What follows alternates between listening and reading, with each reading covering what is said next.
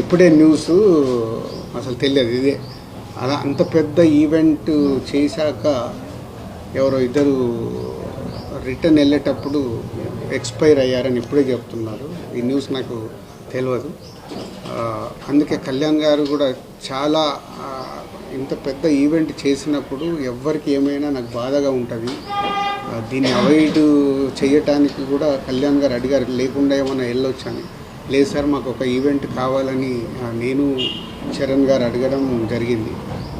So ఇప్పుడే చెప్తున్నారు. So వారి ఆత్మకు శాంతి చేకూరాలని, అలాగే ఆ రెండు ఫ్యామిలీలకి నేను సపోర్ట్గా ఉంటూ వాళ్ళకు ఫైనాన్షియల్గా కూడా నేను పంపించి ఒక 5 lakhs ఇమ్మీడియట్లీ పంపిస్తాను.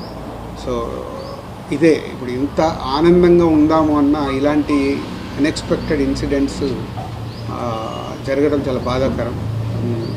సో వారికి కావాల్సిన హెల్ప్ నేను చేసి తప్పకుండా ఫ్యామిలీస్కి నేను నిలబడతాను. Thank you sir. పక్కన పెడితే ఇంత టెన్షన్లో కూడా సంక్రాంతికి వస్తున్న ఈవెంట్లో ప్రెస్ మీట్లో చాలా జోష్గా కనిపిస్తూ ఆడియన్స్ని సేవ చేసే ప్రయత్నం చేస్తూనే ఉన్నారు. ఇంత ఒత్తిడిలో కూడా మీరు సినిమాను ప్రేక్షకులకు తీసుకువెళ్ళడానికి మీకు మోటివేషన్ దాకా చెప్తారు పవన్ కళ్యాణ్ గారు. సో ఆ ఫోర్స్ కాకుండా ఇంకేముంది? నాకు అదే మెయిన్.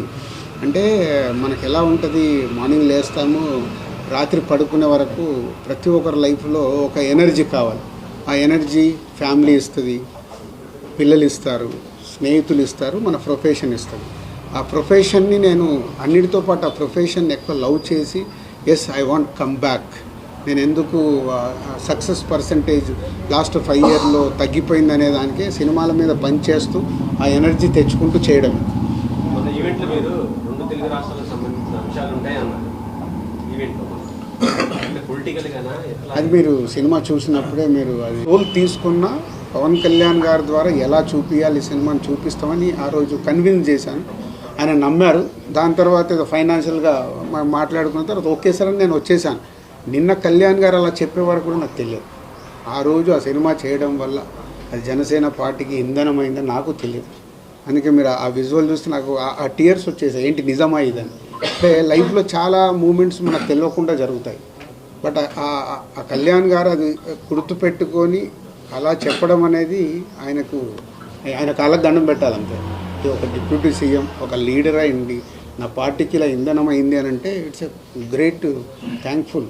మామూలుగా అయితే ఎవరు చెప్పరు, ఎందుకు చెప్పారు. బట్ ఆయన అంత పబ్లిక్గా చెప్పాడంటే ఆ సినిమా నా పైన ఉన్నది, ఆ రోజు జరిగిన మూమెంట్కి ఆయనకు పాదాభివందనం.